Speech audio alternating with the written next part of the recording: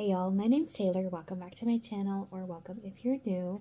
So today I'm going to be talking about some books that I've read sort of recently. I don't know what else to call it. It's recent reads, wrap up, whatever. The last book I talked about, I ended in mid-July, so it's kind of taking off from there, catching up. So mid-July to a little bit into September. And there's quite a few books since I've read from now, which is the end of November, to mid-July. It's over 30 books. And I really wanted to do a wrap up because I want to talk about my thoughts on these books, but it was kind of daunting talking about over 30 books all at once. So I was trying to think about how to best to do that. And then I saw Holly did a video tier ranking her recent reads, so I thought I would copycat her. And I'll link her below in the description box. If you haven't seen her channel, please check her out. She's really sweet, really great. I was trying to combine sweet and great into one word, but that doesn't exist.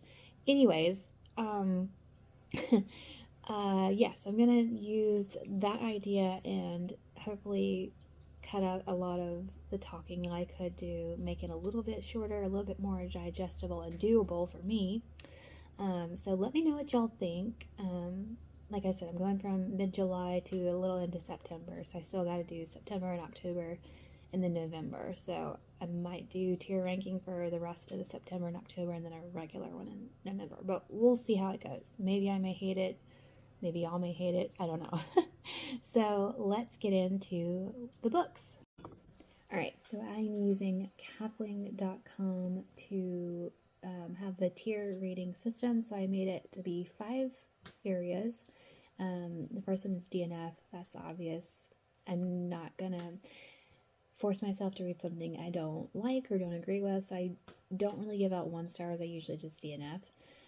Meh is probably in the 2-star range. Like, it was okay. Something about it I really didn't like, but it wasn't bad enough for me to completely DNF it, or I was just hoping for it to get better and it never did. And then average, no, it was a good time. I enjoyed it. It was entertaining, just wasn't next level great. And then so good, I had a great, lovely time, thoroughly enjoyed myself. So a lot of 4 and 5 stars will be in here, but I kind of pulled out all-time favorites, like things that took a book above and beyond. There were a couple of those, so I separated those out. So like this is probably 3-star range, this is 4 and 5, and then definitely 5 stars here. So we're gonna start off with a bang. So, The Mark of the King by Jocelyn Green. This book was so good. And, you know, looking at the cover, like, it's a pretty cover, but, like, it packs a powerful punch for me. It is historical romance, and it is a part of history that I just didn't know about. And I love when a book says that. It teaches me something. It's historic, it's fictional, but it's something that I didn't know happened, and this is the case for this book. And it is about the forced immigration of French convicts to the New Orleans, Louisiana territory, colony, I guess. And yeah, so the New Orleans colony kept dying out. It was not flourishing. They couldn't get things to grow there. They couldn't figure out what to do. People kept dying. So the French government decided that the best way to populate it would be to force French convicts to marry and immigrate. Like, that was a great idea. But this girl, she was falsely accused, so she's a convict, and she kind of falls into this group of people. And so it is her story about how she survives in New Orleans. It is also, like I said, a love story in there as well. So it's just phenomenal. Taught me something, was emotionally impactful, so it is an all-time favorite. So it's going to go in that category. So I'm going to move it up here. There we go. All right, Indigo Isle. So this book I love the cover. It intrigues me. It is about, well, it is set in South Carolina, which is where I live, so I was really excited to read it. So it is contemporary romance. It is a grumpy sunshine. I really, really enjoyed reading about my home state. That was probably my favorite thing about it. I really identified with her discussion and like how the characters said things and how she put things and the descriptions and mannerisms, like everything Southern South Carolina. Like I loved reading about that. I was thoroughly enjoying my time with that part of it. The romance story was not the greatest for me. I just felt like there was some boundaries that shouldn't be crossed. Like there was one part, well, it's about Sunny, and she is a navigation scout, and so she finds Indigo Isle, and she tries to get the owner to agree to shoot their film there. And so she trespasses, and he calls the law on her at one point, and she gets all mad. And I'm just like, you're trespassing property. Like, no. So things like that, where it's just things that I didn't personally agree with, and I didn't really understand. And there is definitely some trigger warnings in this book, so be very, very careful if you're sensitive to date rape, sexual assault, toxic relationship. So I have actually all these books. I meant to say, I think all of them I did Goodreads reviews. If you want to hear my more in-depth thoughts, and I try to put trigger warnings for them. I'm getting better at it, so yeah, so check out my Goodreads if you want more in-depth thoughts. So anyways, this book, I think I rated it 2.75 or 3 stars, and that's purely because I enjoyed the South Carolina part of it so much. So I'm gonna put it in, it's between meh and average. I'm gonna put it in meh, just because, yeah. Moving on. Alright, The Maid of Ballymacool, Jennifer Dable. It's my first Jennifer Dable book.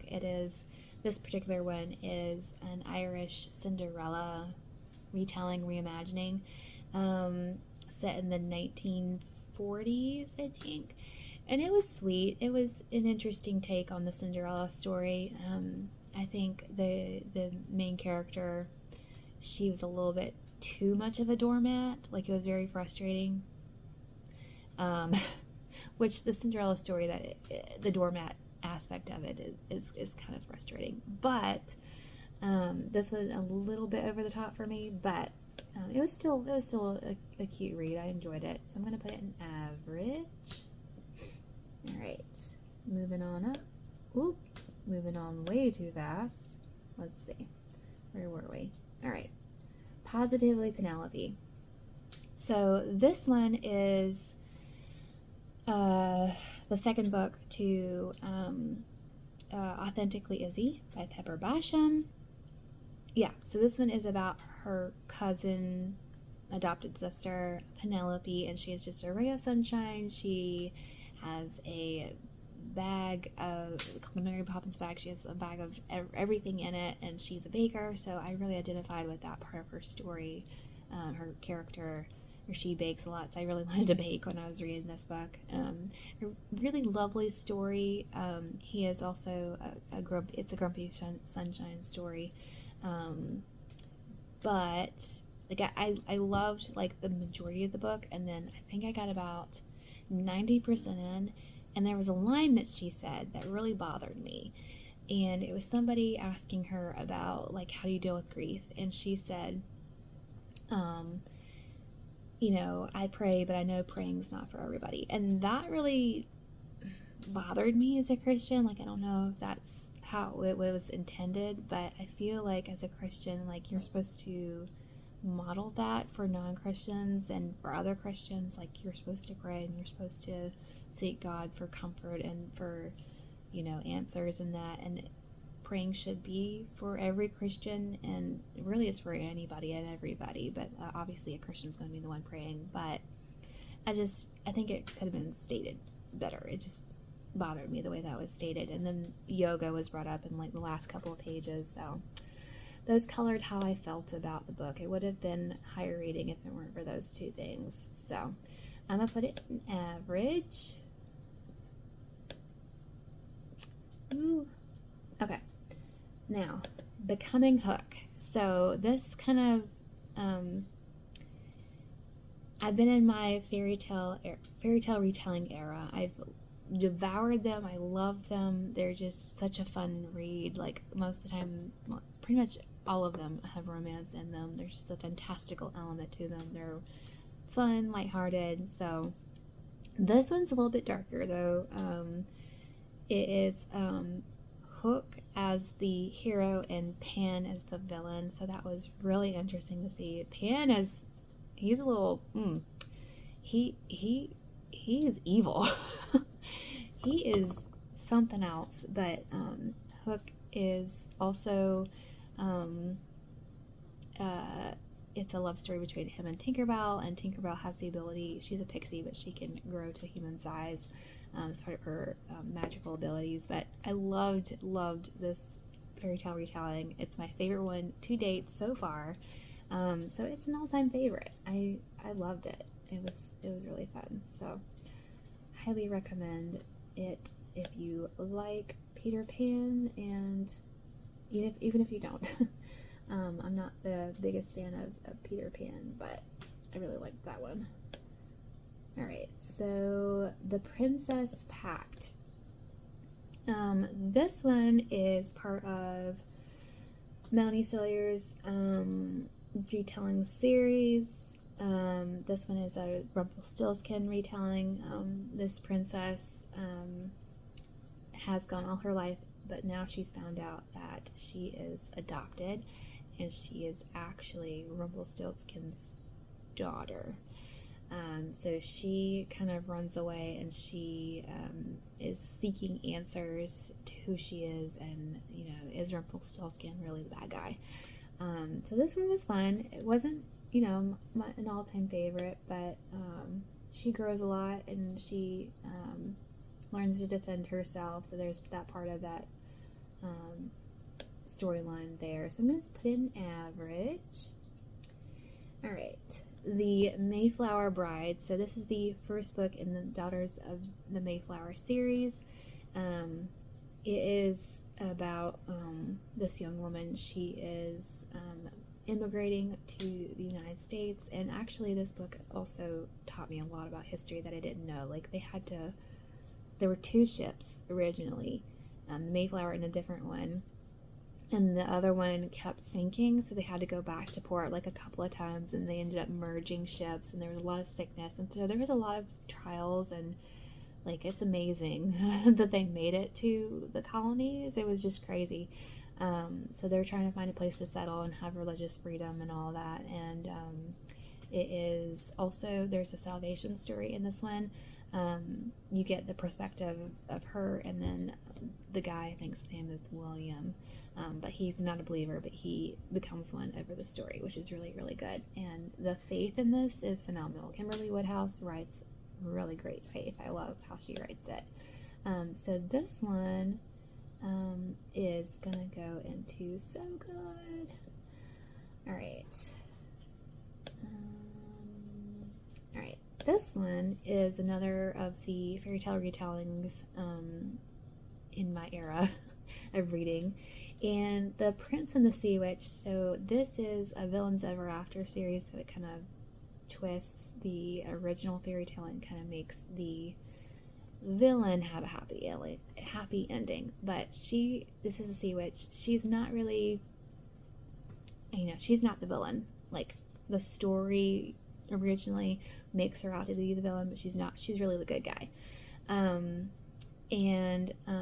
So she uses potions that she creates herself to help people, and the Little Mermaid is the villain in this story. She's evil as well, and it's a really short book. I think it's like 3 or 4 hours on audio, and I don't know what it is about this book, but I really, really liked it. except for there's a part of it where it talks about like souls, like sirens. The mermaids are sirens in this book, and so the mermaids steal souls, and so souls that don't get stolen when a human dies, and their souls go to heaven. So this is not Christian fiction. This is clean fiction. I should have said that about Becoming Hook is not Christian fiction. The rest of those are so far. So this one's clean fiction. So it's not written from a Christian perspective. So I don't expect it to have, that leaning or. So I was kind of disappointed a little bit that it says that all souls go to heaven, which isn't accurate. I mean, none of this is true, of course, but I just feel like that idea that everyone can go to heaven is a little bit dangerous because it's not true. But again, it's a fairy tale retelling, so take of it as you will. But I'm gonna put it in so good just because I really liked it. It's a little dark, but that's where we're gonna put it. Alright, so Hope's Highest Mountain. This one is about a daughter, her father, and her are traveling to bring some smallpox vaccines in Montana, like a really, really hard to get to place. Like their wagon crashes and she gets injured, and this man who is like a social recluse now, he is actually a doctor too, but his family died, so he's like separated himself from everybody and everything, and he lives out in the wilderness. And so he finds her, and so it's their journey to get the vaccines to the town that needs it. And it's a romance, and it's more like if you like adventures, it's a good winter book because there's like an avalanche in there too. Wilderness, like in the winter type story, survival story. So it was a good time. I liked it. So I'm gonna put it in average because it was good. Let's see. Before Beauty. This one is an interesting take on Beauty and the Beast, and Beauty and the Beast is my favorite fairy tale, so I was excited to read this one. And Brittany Fisher is a Christian, so although this book is clean fiction, you can see the Christian influence in it, and actually you can see kind of like an allegorical aspect to it, because the castle has magical properties, and it talks about how like the maker gifted the castle to this family, and it kind of influences the family. So it's kind of like almost like a Holy Spirit-esque type quality to it. So there's a maker, and like there's a really good discussion in the book about how you let you kind of let go, and you let you put your faith in the entity in this book, allegorically the Holy Spirit.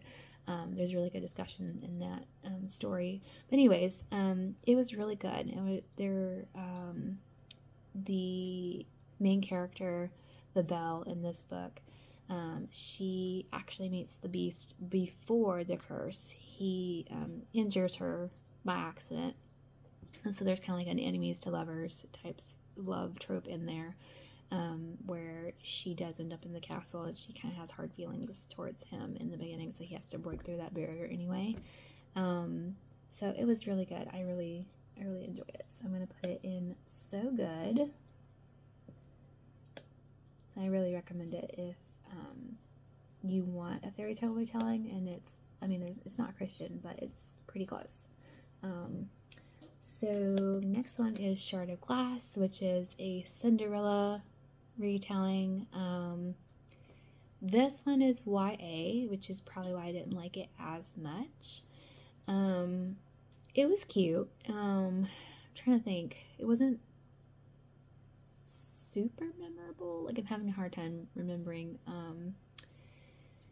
I think, well, she wants to be a seamstress. I think I remember that correctly. And so she actually gets employed by the castle. So she meets the prince before the ball. So they already have a relationship, as in they know each other, and then so their interactions are, it's more like before, the most of the story is before the ball. The ball is like a very small part at the end, so that was really interesting to see. So I'm gonna put that one in average because it was fun. Alrighty, moving on along. Bluebeard and the Outlaw. It's another fairy tale retelling with the villain having a happy ending. And so this one is two fairy tale retellings mashed together. So it's a Robin Hood one, but this time Robin Hood is a woman, and so it's her love story with Sir Guy, but Sir Guy is called Bluebeard, and there is a fairy tale that I'd never heard of about Bluebeard, and it's pretty dark. You can look up the Bluebeard retelling, but it was kind of really interesting, the Bluebeard story. It was really interesting to see how the author kind of meshed those two together, because things are not all that they seem or appear to be. There are fairies in this book, but they're more monsters, so they're things that the characters fight against. And it was interesting. It was fun. Clean fiction again, not Christian, but it was clean. It is on the darker side though, so it's not like super detailed or anything, but it is on the darker side. It's about as dark as I'll go in a book. So that one I'm gonna put in average. Oh, the Princess Companions. These are a little bit out of order, but this is the first book in Melanie Salyer's fairy tale retelling series. It is the Princess and the PE Retelling. It was sweet, kind of a mistaken identity type story. This commoner girl, she is lost in the dark, and there's a storm, and so she seeks shelter at the castle, and they think she's a princess, and they put her in the princess room where they're trying to figure out if their girl is the right fit for the prince. And so she does feel the pee, but she doesn't want to say anything because she considers that rude. So they figure out who she really is, but they really liked her, so they employ her as a princess companion to the prince's siblings, who are a set of twins. And so she tells them stories and is kind of like a nanny, but she escorts them to their lessons. And so it's a budding romance between the prince and this girl, the princess companion, because she's there at the castle and she gets to know him. And yeah, so it was a really sweet retelling. It wasn't my favorite. It's one of my least favorites actually out of this series, but it was still good. So I'm gonna put it in average. A lot of average books. Let's see. Let's go up. A Life Once Dreamed by Rachel Fordham. This is historical romance. And this one, Rachel Fordham writes really, really well. I really enjoyed her writing. It was a second chance romance, which is one of my least favorites, so that's probably why I didn't rate it as high. I was kind of a little bit frustrated by the miscommunication trope going on, but I really enjoyed the characters on their own, and there is aspects of motherhood in this story as well, which I really enjoyed. So I'm going to put it in average. Okay. Break of Day. I think this is the last book in the Annie Peterson series. Really, really great series. Like solid 4-star series, and it was a really great conclusion. It's a romantic suspense. Highly recommend if you are at all interested in romantic suspense. That is definitely a good one to read. Let's see. Pathways by Camille Peters. This is her debut novel. In this one, I forget exactly what fairy tale retelling it is, but it starts off with the Enchanted Forest, and this girl, she goes there pretty much every day and sketches, and so the pathways in the forest kind of lead her to different aspects of the forest that she can capture what's going on in the scenery. And so one day it takes her to a person, which it has never done before. She's never seen a living person, or a person, in the forest before, and this guy is very rude and like insists on knowing her name, and this is where it lost me. Like, I'm sorry, but if I meet a stranger in the woods and he insists, like forces me to tell him who I am, that just screams stalker vibes to me. I don't know, my practical brain was just struggling with that aspect, and there were parts of it where she's like, it's their love story, but he's engaged to somebody, and she's like, you know, I care for you, but like we can't be together because you're engaged. That's wrong. Like, I appreciate that they didn't do anything, but there was that temptation, and they got really close at some points, and eventually he breaks off the engagement, and then they can be together. But still, I had a little bit of trouble with that, and then I did not like him. He was too demanding and arrogant, and just like, I didn't like him. He was untrustworthy, and she kept talking about how you like can't help who you love, and kind of deceitful. Like he's deceiving me, but I still love him, and there's a darkness to him. You know, I don't know. There's some parts of it that were really good. I like the later half of the book where there's kind of like a competition. I don't want to say too much because there's spoilers in case you're interested in reading it, but yeah, I wasn't too impressed. Like, it kind of frustrated me more than anything, so I'm gonna put it in meh. I kept reading it because I was hoping it would get better. So I'm kind of, you know, I've heard that her books get better. All I'll say is that. So if I had known then what I know now, I probably would have DNF'd it, but you know, I was holding out hope. What can I say? All right, The Princess Fugitive. It's a part of her second set, Melanie Sawyer's second set of fairy tale retellings. So this one is Beyond the Four Kingdoms. And this one is the second book in there. And in the first book, this character, she is the villain. So I really didn't want to read this one. I did not like her. I'm like, I don't know how I can read a book about her. But it is her redemption story. She grows a lot. Like, her character growth is phenomenal. So I enjoyed that aspect of it. It is a friends to more romance as well, which is, again, not my favorite trope, but it's not the worst. So it was all right. It was average. Actually, it's between average and meh, so I'm gonna put it here. I was like, I don't really like you as a character, but I'm gonna keep reading because you're part of the series. All right, The Captured Bride. This is part of the Daughters of the Mayflower series. This is the descendant of that character in the first book, the Daughter of the Mayflower. The whole series is a multi-authored series. Just, they're all related back to the original character. This particular one, she is part Native American, and she's a really good scout. So she is sent on a mission by the English to take this gold that was taken by the French. And so she gets paired up with this guy who's kind of a rascal, scoundrel type person, and is their journey to get the gold where it needs to go. Survival type story, adventure story, kind of like a covered wagon type story. And I'm gonna put an average. It was pretty good.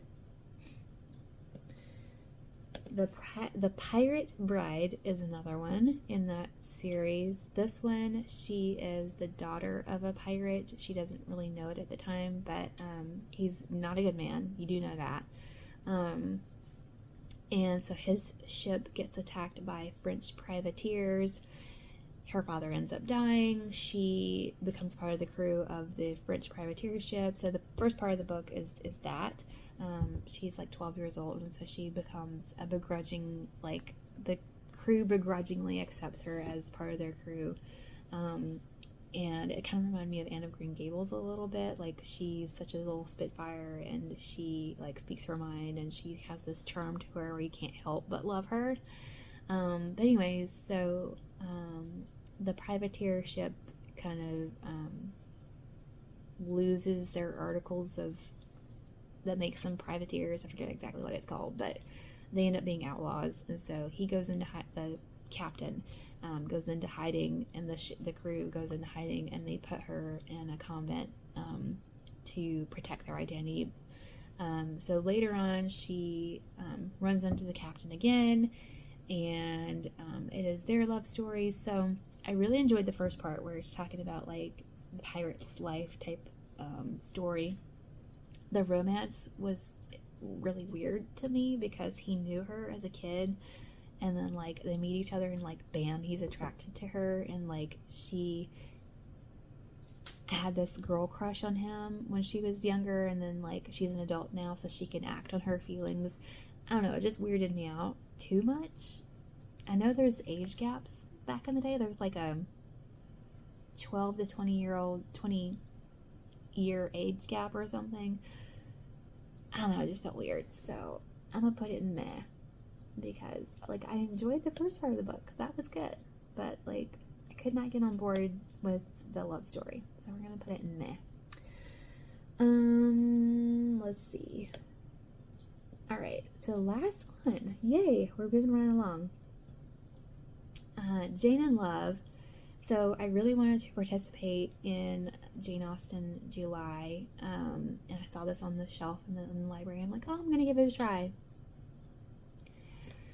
Lord's name in vain, DNF. So I'm sorry we're ending on a negative note here, but there we are. So those are the books that I read.